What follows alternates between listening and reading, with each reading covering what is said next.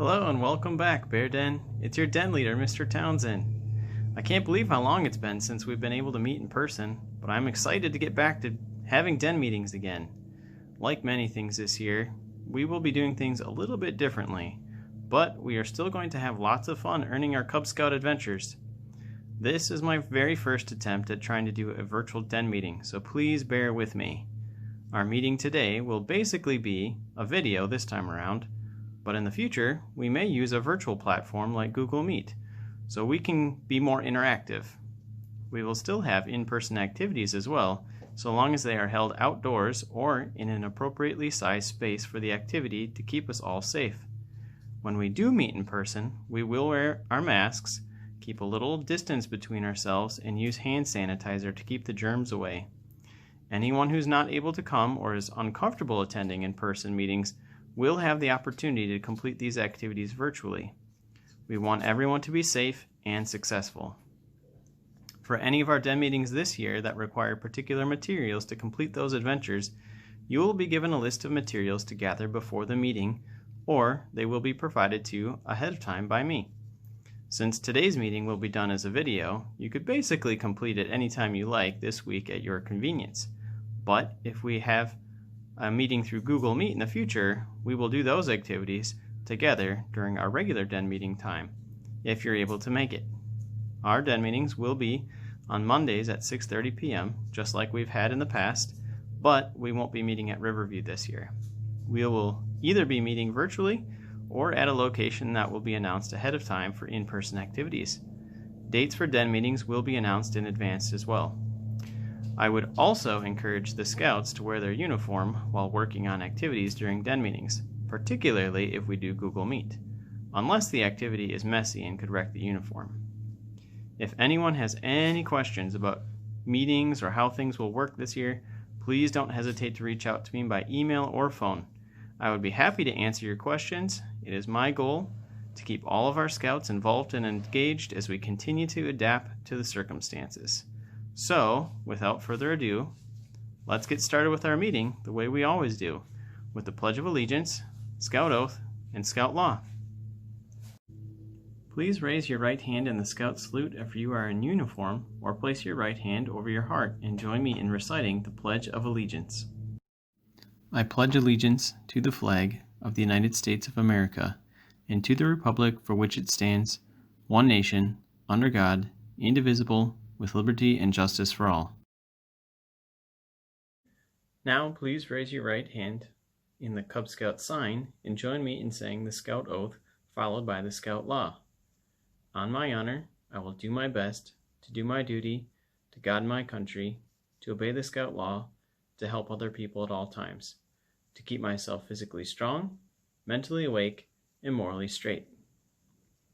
A Scout is trustworthy, loyal, helpful, friendly, courteous, kind, obedient, cheerful, thrifty, brave, clean, and reverent. 2. This week we are going to get started on our very first adventure of the year called Bear Necessities. It is one of the adventures that is required to earn your bear rank emblem too, so it's a good one to start with. We will learn how to prepare for outdoor camping activities by packing the right gear, knowing how and where to set up a campsite, and staying prepared for the weather. We will wrap up this adventure next week when we meet in person at my house to go over how to pitch a tent in the backyard and practice tying some knots. The first requirement for this adventure says to participate in a camping or outdoor activity with our den, pack, or your family while you're working on your bear rank. Some of you may have gone to summer camp or joined the pack for other outdoor activities such as the crossover ceremony or mini golf. But if you did not, don't worry, there are plenty more fun activities planned for this year. We will start with requirement number 2. That requirement says to make a list of the personal items you should take along on the outdoor activity selected for requirement number 1. I would like for all of us to come up with a list of the items you would pack if you were planning to attend a fall pack campout. I challenge you to come up with as many items as you can in 5 minutes. Take a moment now to work with your adult partner and come up with your list. You can pause this video, while you write down your ideas. And then, when you're ready, you can start the video again and I will show you the items that I came up with. Being comfortable in the outdoors means taking the right gear to keep you warm, dry, and safe. Do you still remember the Cub Scout 6 essentials? Okay, good luck, and I will see you in a few minutes.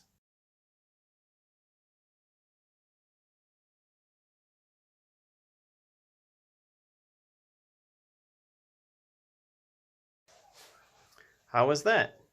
Challenging? Were you able to come up with most of the items yourself, or did you need your adult partner to help you out a bit? All right, well, let me show you what items I have put together for the camp out, and we'll see if you came up with the same thing.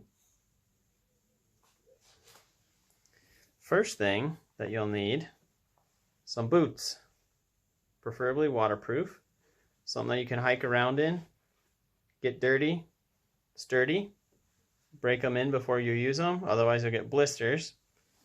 And make sure you have a backup pair of shoes. Doesn't have to be as robust as the first set of boots, but just in case they get wet, you want something to have a backup, or else your feet are going to be wet the whole rest of your camp out. Then of course you need underwear, a couple pairs. Don't bring just one. You'll need some socks. I recommend, well, here's some Scout socks. Get some good thick socks for hiking around in. And then if you're just hanging out in camp, some regular socks. But again, make sure you got more than one pair, because if your one pair gets wet, you're going to be having wet feet for the rest of the camp out. You also want to have a couple pairs of pants, because this is fall, so jeans are nice and warm. The only issue with jeans is if they get wet, they stay wet and they stay cold. Sweatpants are good if you've got like a windbreaker type material. Those kind of pants can be good too. Another thing you'll need is some t-shirts, a couple pairs of shirts, something to wear around during the day when it's nice and warm out. And then if it's cool in the morning or in the evening, you want to have either a long sleeve shirt, something hooded, that works kind of nice, or a sweatshirt. Probably good in the fall to have more than one of these, just in case one of them gets damp or wet. The next thing you should make sure to bring is like a windbreaker jacket, because fleece, although it's really warm, doesn't really insulate from the wind very well. So if you have a thin windbreaker jacket, you can put that over that and it'll keep you extra warm. Hopefully this time of year we wouldn't need something like a parka, that's more for like winter, but a windbreaker jacket should be good enough for fall camping.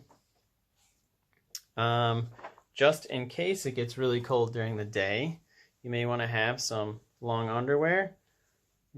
If it's rainy and cool out, having that underneath your long sleeve clothes will be good. And then make sure you've got something long sleeved underwear wise, or long underwear or pajamas to wear to bed at night to keep you warm in your sleeping bag. You should also have a baseball cap. So this is one of the things that counts towards your Cub Scout 6 essentials, sun protection. So you want something like this to keep the sun out of your eyes during the day. And if it gets really cold, like at night or whenever, having a winter cap to put on to keep your head warm. You lose a lot of your heat through your head, so if you have a warm hat, you can keep yourself really warm. And then these are just some stretchy gloves, some thin gloves. Keep your hands warm in the morning and the evening if it starts to get cool. Again, shouldn't need the big snow gloves because it's fall, but it is Wisconsin. So hopefully this will be good enough. Let's see, you want to bring a towel along. Doesn't have to be a full-size towel, could just be a hand towel if you wanted. If you needed to wipe off, or if you were doing a camp out where you were someplace where there are shower facilities, you definitely want to have a bigger towel. And then also make sure that you bring rain gear. Bring a rain jacket. This is nice. It's kind of doubles as a windbreaker, but it's waterproof, fairly lightweight. You can throw it in your backpack to carry around during the day in case you get caught in the rain. Umbrella works too. Not quite as, keeps one hand from being able to use it, but still good. And then because it's a scouting event, you want to have your official uniform, of course. For things like dinner or flag raisings, you'll have that. And make sure to bring along your scout handbook. If you might be working on some activities and adventures out of your handbook, bring that with you. And then you want to have a toiletry bag. So something to keep it all together. Got to have your toothbrush. Have some small travel-sized toothpaste. Bring a comb and some soap. Shampoo if you are staying at a place with shower facilities. This year especially, some hand sanitizer will be really important. I didn't throw the mask in here, but that too. And then if you have medications, especially something like asthma, make sure you bring your rescue inhaler with you too. You don't want to get caught without that. Keep that in your day bag. Not with your toiletries, but in your pack that you're going to carry around with you. Let's see. On to the bigger stuff. So we're camping. It's an overnight, so you're going to have a tent to camp in. So this one's a little 2-person tent. If you're a bigger group or you need more space, you can bring a bigger one.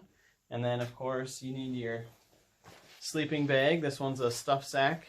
So they come in different kinds. You'll probably want the kind that gets down to at least 30 degrees.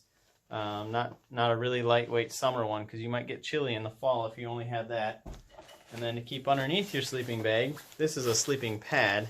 It's a self-inflatable one, but you can get the foam roll. There's a bunch of different kinds, but this, maybe not essential, but it certainly will keep you comfortable. And then pillow. I didn't really have a small pillow handy, but if you got a small camping pillow, that's probably better. And in a pinch, you can always use a sweatshirt all balled up for a pillow. And then just for convenience around the campfire at night, I do recommend, like a bag chair, a camp chair, something that you can carry to the campfire, and in case there aren't enough logs and stumps around, you'll have something. You don't have to sit on the damp, cold ground. Then you've need a little backpack, a day pack to carry your stuff around in, things that you might need in a pinch throughout the day. So having a bag that's big enough for that.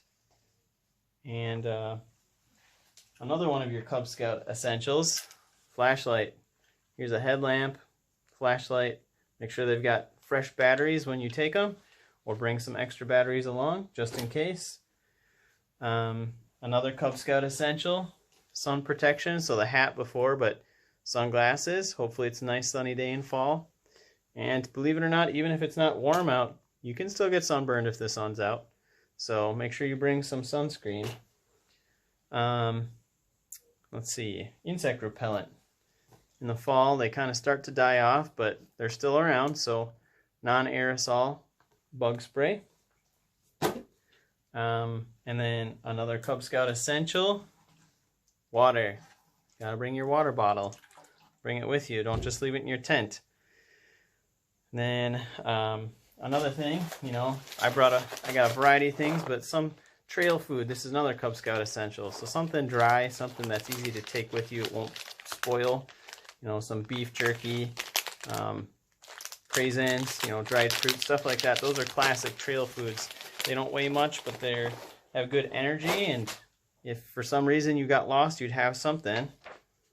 A first aid kit. This is just a super basic one.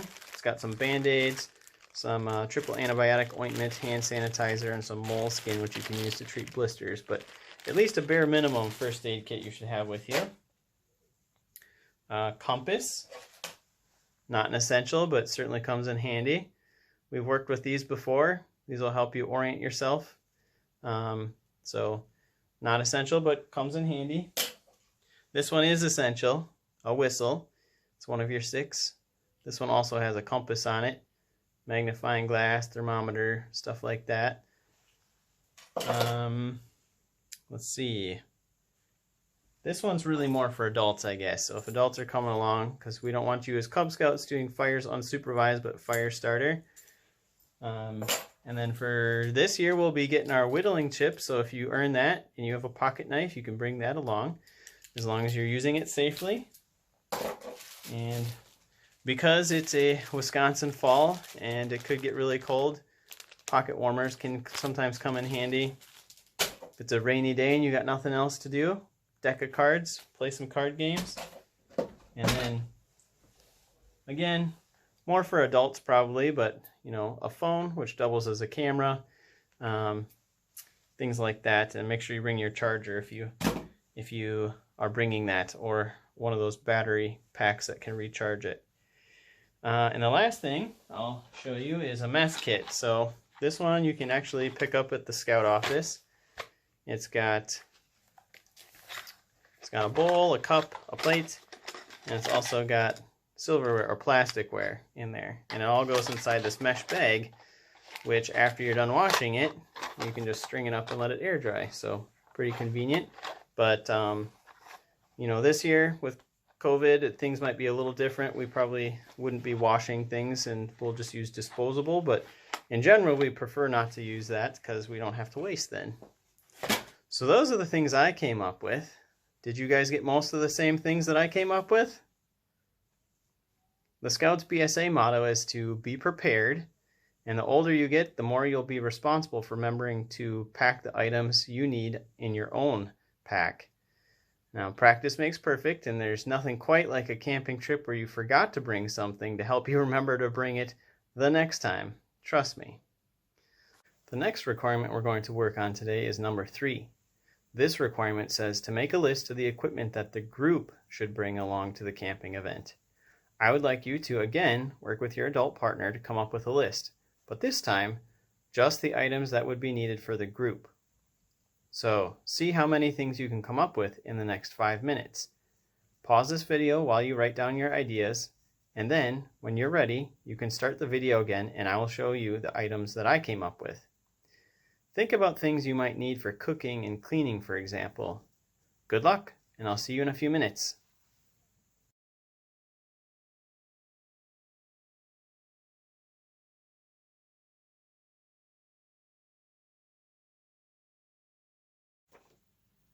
All set? Was that harder or easier than coming up with a list of personal items to bring?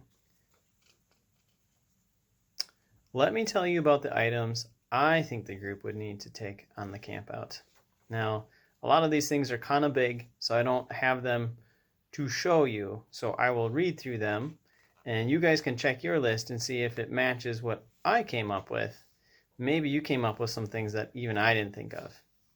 So, one thing is probably what we call like a dining fly or a tarp.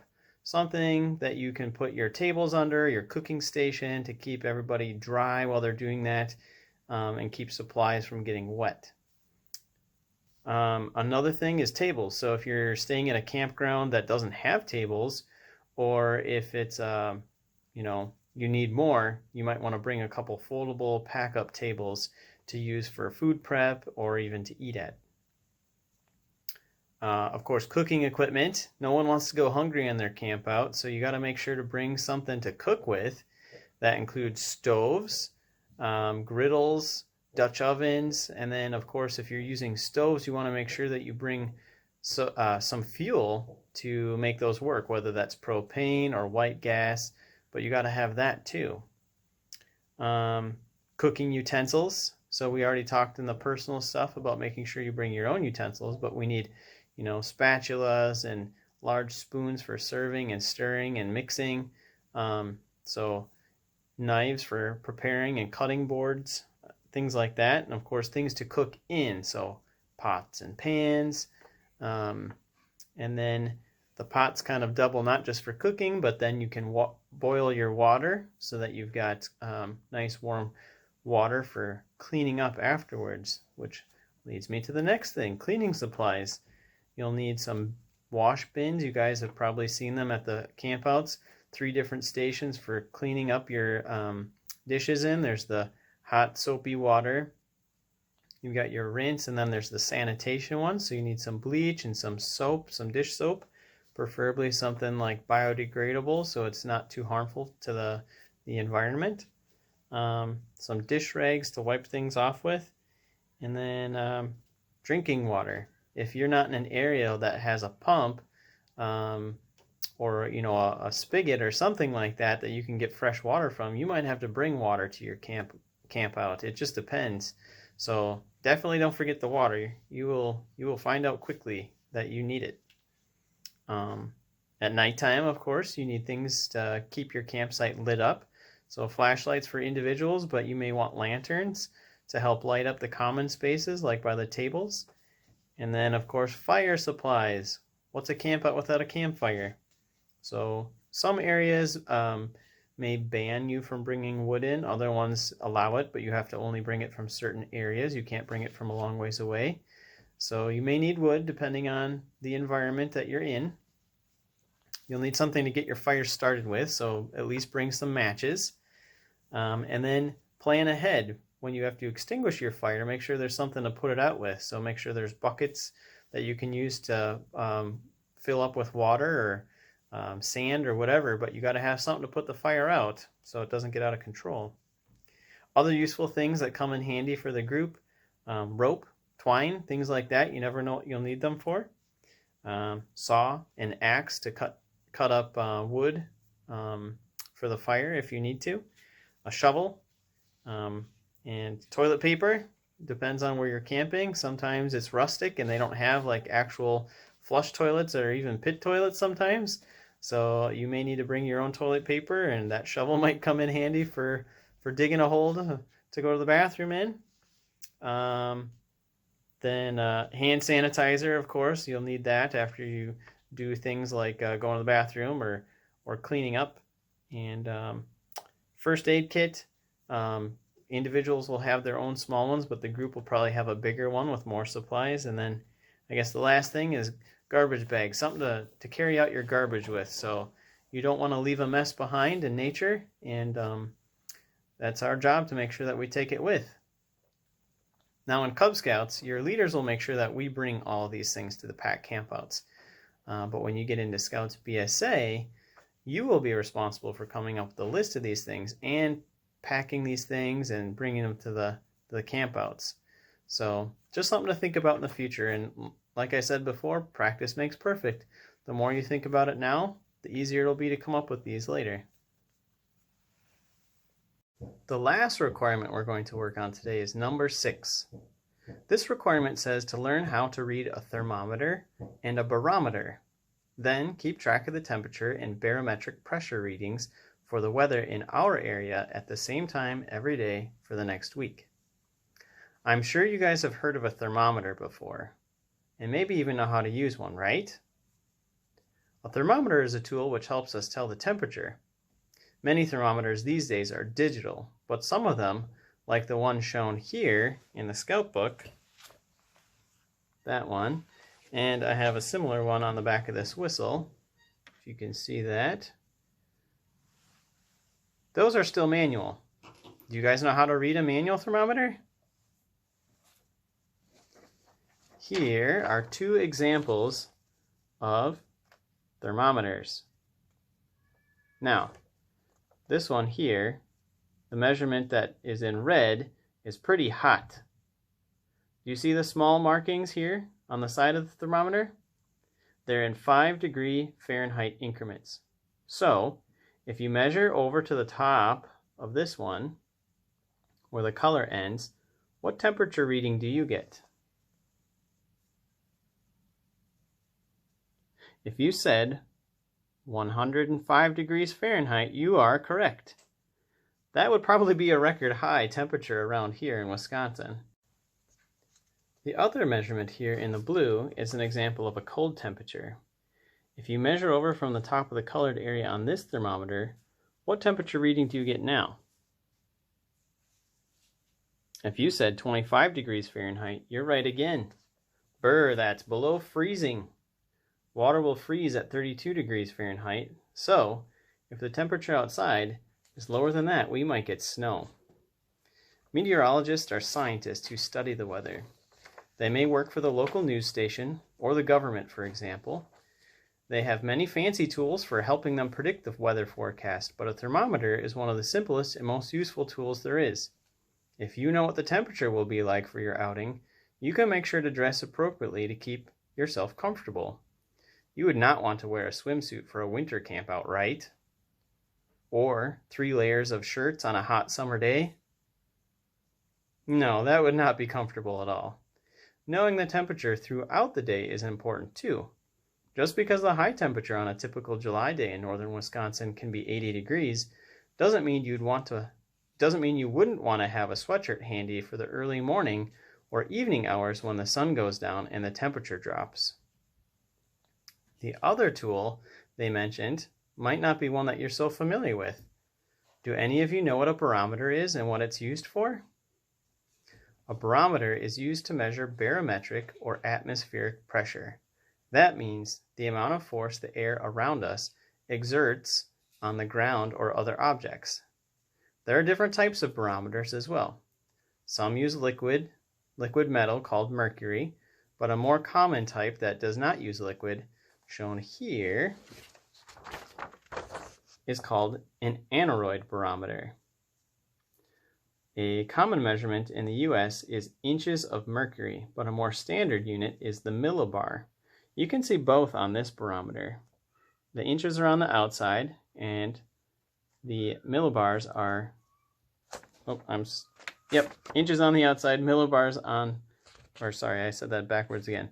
Millibars on the inside, inches on the outside. Keeping track of changes in barometric pressure can tell us how the weather will change. If the pressure is dropping, then there may be a storm system moving in. So you see where the lower numbers are? That means that there might be a storm coming in. If the pressure remains steady or is rising and moving over to this side, the higher numbers, then the weather should be nice and calm. You'll experience more wind if there's a rapid change in pressure as the weather systems are moving through the area. So if it's really gusty out, that means it's shifting from a high pressure to a low pressure really quickly.